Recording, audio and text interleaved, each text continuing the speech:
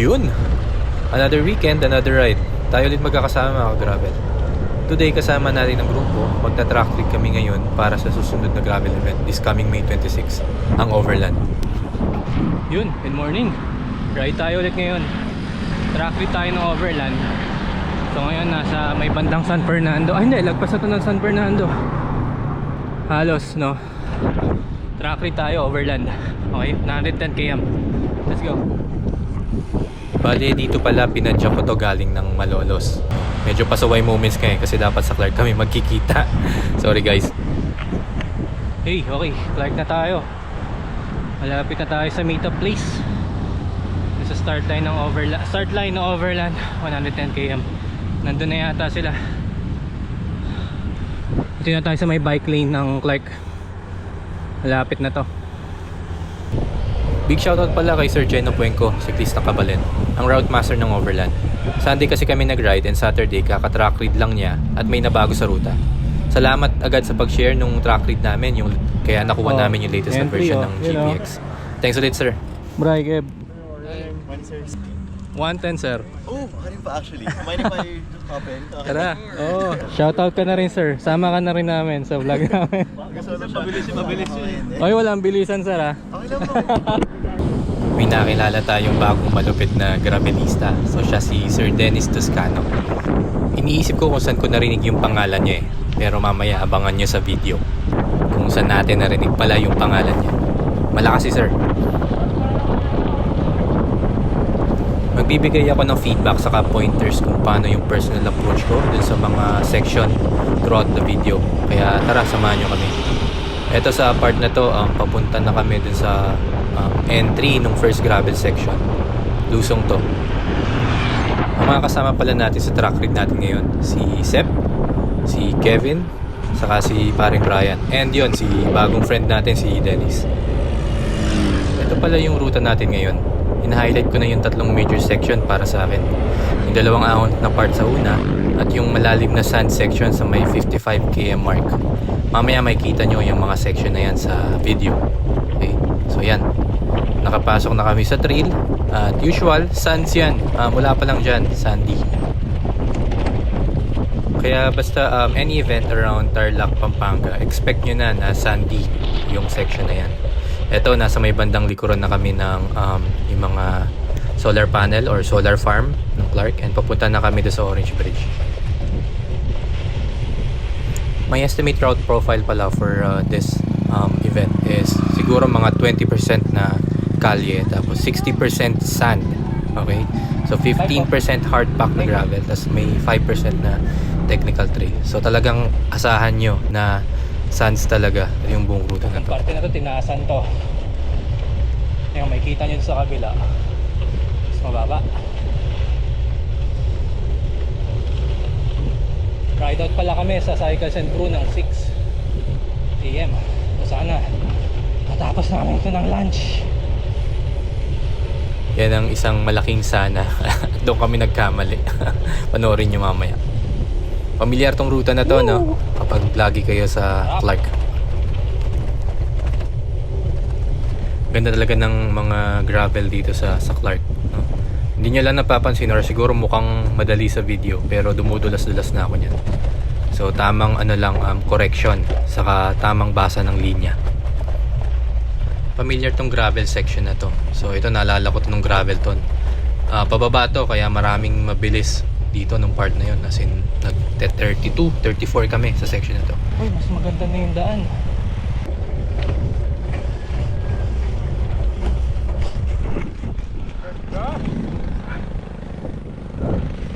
Oh, ganda.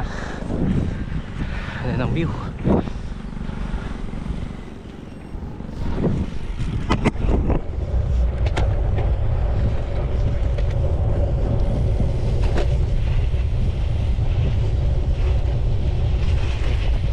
Lalim din.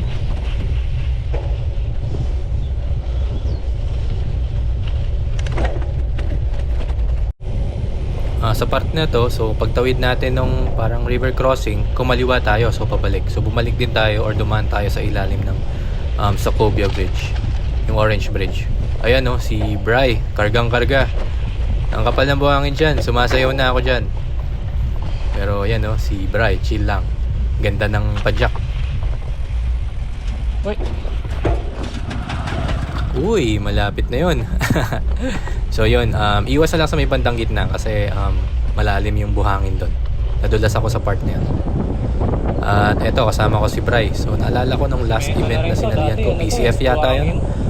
Sands pa tong area na to eh. Pero ngayon, semento na. Yan, nakakuha kami ng konting lilim ng mga puno. Oo. Ayun ang PCF. Tagal na rin. Okay, sa part na to, ito Oo, yung mataas isa sa lang mga ahon. Pero makunat din yan. bago kayo tumawid, left and right muna kung may sasakyan kasi mabibilis ang sasakyan dyan. Ito, Papalisin nyo gagapangin lang to, namin.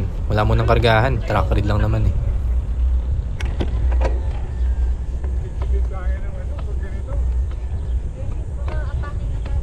Oo nga. Baka mabiting.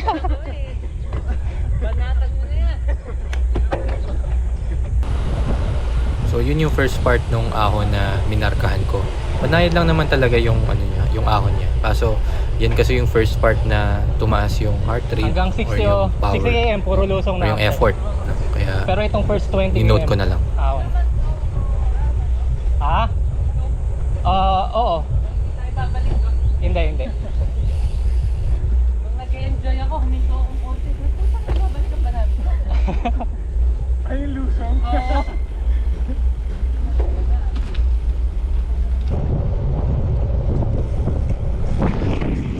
Yan na. Sa mga nagagravel ng Clark or Tarlac, alam niyo yung part na to. Inisimula na matinding gravel na ahon. Yan, kakaliwa tayo dyan.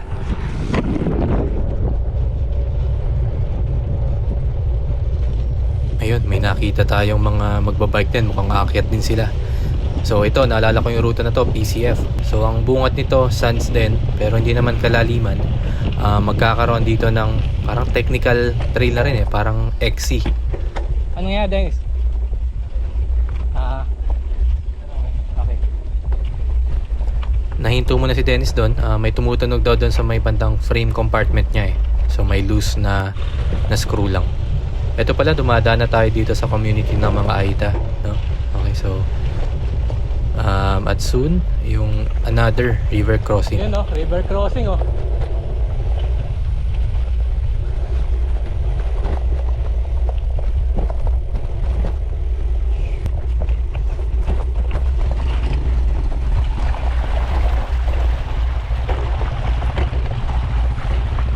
Ayoko mapasa eh. Ala, nabasa na. Sa river crossing na to, sa gitna kayo dumaan. So hindi pwedeng sa gilid kasi may mga malalaking bato sa ilalim ng tubig. Matutumba kayo kapag dun kayo dumaan. Yun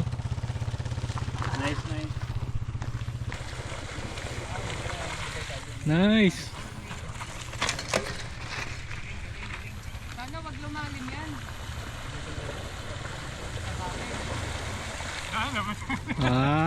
Hindi talaga maiiwasan. Nice. Start na ako na gravel o trail. Hindi gravel to, trail na to. Kaya yan. Trail lang naman. Tricycle, may motor sa likod ko.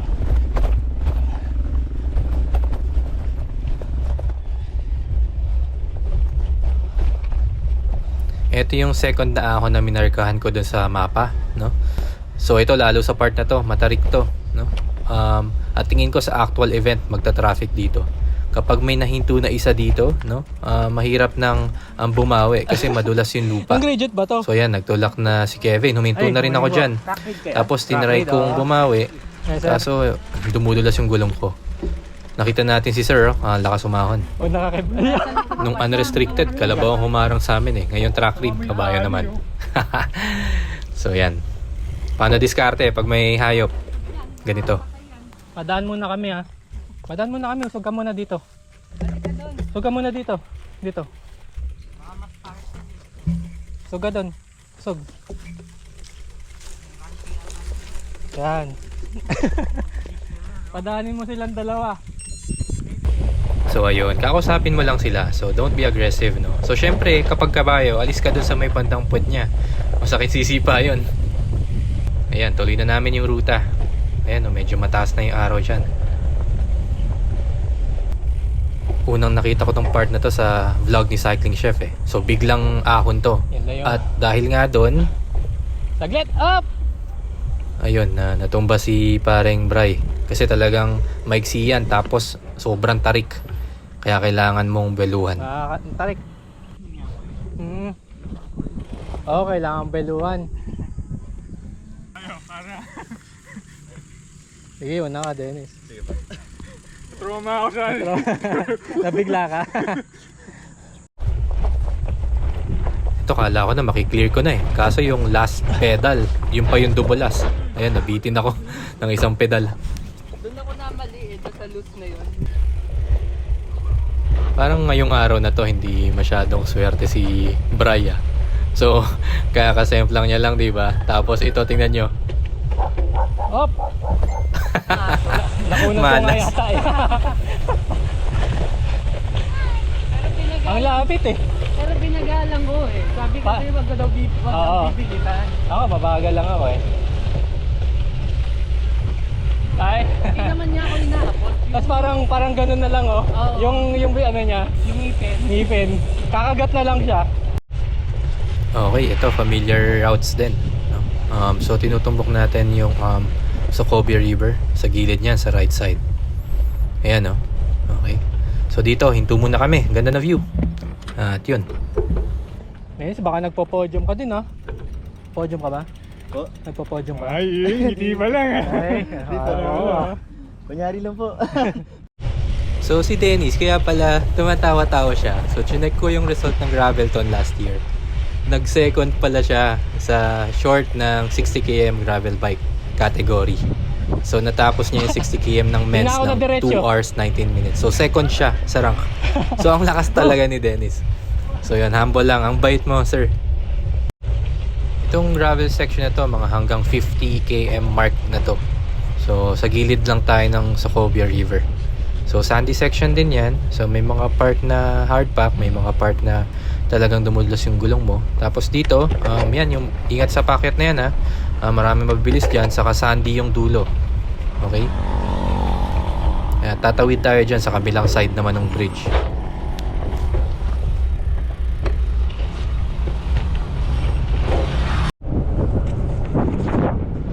Headwind.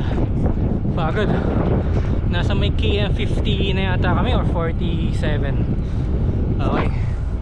Ang init na. Time check 9 AM. Maraya. Maraming familiar na ruta eh sa overland, no? So kung lagi kayong sumasali ng gravel event dito, maganda. Sa mga familiar na kayo.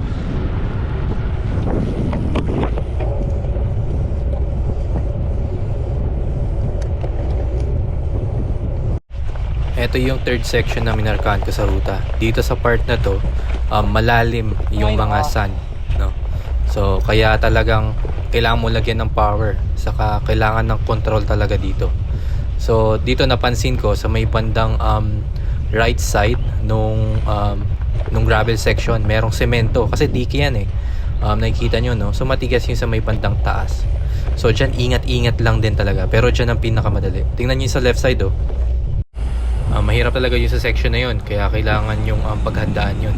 As in, pagtapak mo, lulubog din yung paa mo sa sobrang kapal ng buhangin. At powdery yung sand. Ito, kakalagpas lang namin ito. Konting recover. Buti nga, naka-recover. Nakakapagod yun. Ito, after mga 60km, nakakita na ulit kami ng Kabayanan. So, may mga bahay, may mga store.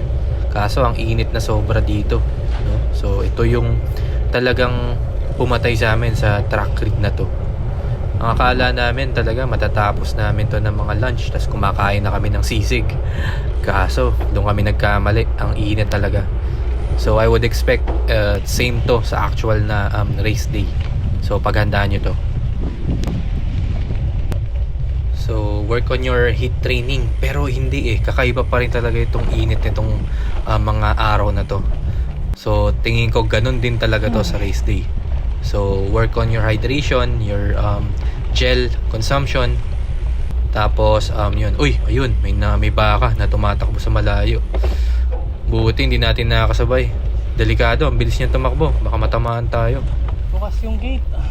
Ayun, so ito yung first na gate, no? Nakabukas siya. So buti binuksan siya. Sa mismong event sana nakabukas din. Nilagyan siya nung may-ari nung property para hindi makalabas yung mga alagang baka sa kakambing. Pero itong dinadaanan naman natin is common road siya or right of way. So yun, pwede talagang daanan. Hello? Sep? Hello? Ha? Teka, iba yung KM ko kasi Kasi galing ako Malolos Teka. Kev, anong KM na tayo? Ha? 74? 74 daw. Sige, hintayin mo kami. Sige. Sige. Ingat. Nagulat pa ako nung tumawag si Champsep. Nahanap na kami kung nasan kami. Biglang tumunog yung Open Pro ko. Siya pala tumatawag.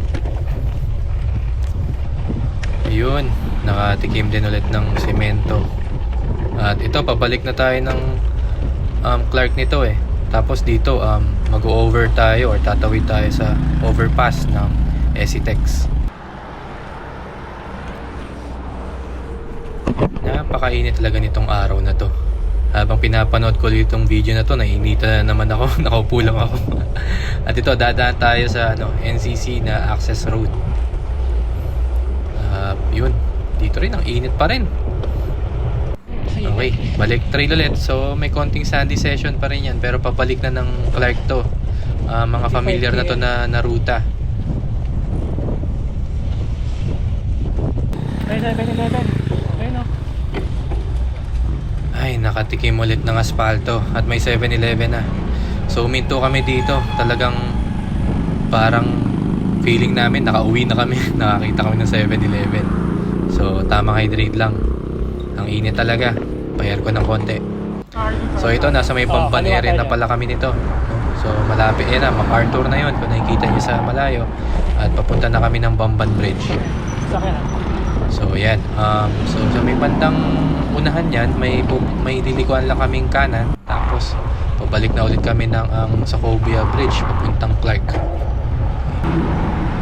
So yan, ganda talaga ng bridge na to Hindi ko lang talaga ma-appreciate that time kasi sobrang init. Parang uwing-uwi na kami. Dito na lang. So okay, last gravel section. So ito yung same na river crossing na tinawiran natin kanina ng mga unang parte. Okay. So, pati ito, tuyong-tuyo na rin no? Ayan konti na lang yung may tubig. Tapos sa may bandang gitna, tuyo na. Grabe talaga tong araw na to. Plus pag na rin kami nito kaya hindi na namin makakargahan kahit na gusto naming kumarga. Napakainit.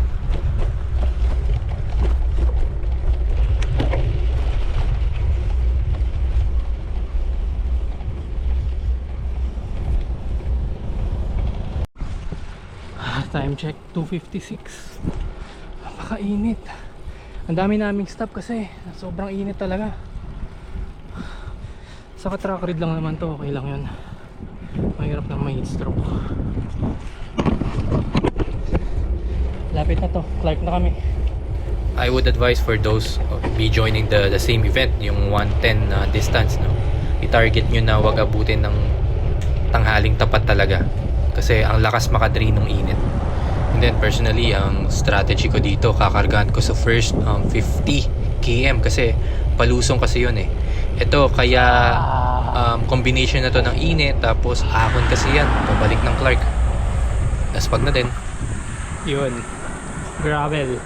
Kev.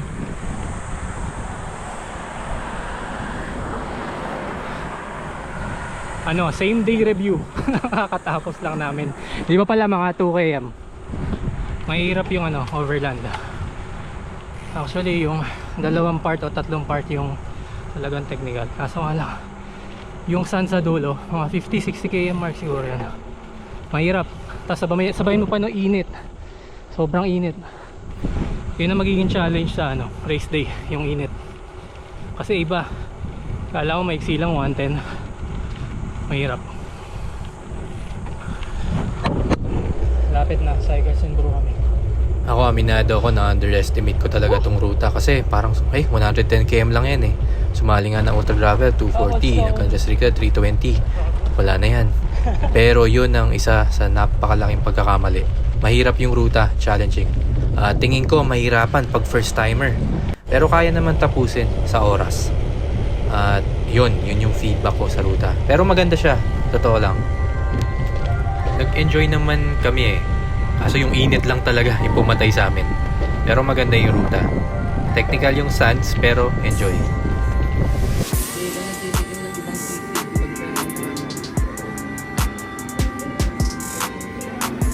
Kev, sabi mo Kev. Overland. Ayoko na. Ayaw na. Ayun na lang. Sobra eh. Ayun na. Track lead to eh. Oh, sorry. Mahirap yun, mahirap. At ito ang aftermath nung overland na track lead. Napakalinis ng bike ko. Puro buhangin. May salubong pa ako na buhangin galing ng Clark. At tingnan nyo yung deroller ko. Kung gaano kakapal yung sands niyan. Oh, ay nako. Ang fulfilling nung after ng malinis ko yan kasi talagang sobrang dumi. Ayan oh, kahit sa wheelset, kahit sa frame, kahit sa top tube na bag, puro buhangin. Tapos puti pa yung bike ko, kitang kita. Pero okay lang, masaya yun. Ang ganda ng track read, no? Again, salamat Sir Geno doon sa isa namang malupit na ruta. At with that, iwanan ko na kayo. So these are the snaps that we've got doon sa actual event. At kita-kits sa actual na event sa May 26, no? At sana nakatulong itong track read namin para doon sa mga hindi makaka-track read pagpunta ng Clark. At again, paghandaan yung heat training, tapos yung sands, no? Kung pwede makapag-track read kayo, mas maganda. Kasi kailangan yung may experience, no? At again, kita-kits sa next video or next event. Bye-bye!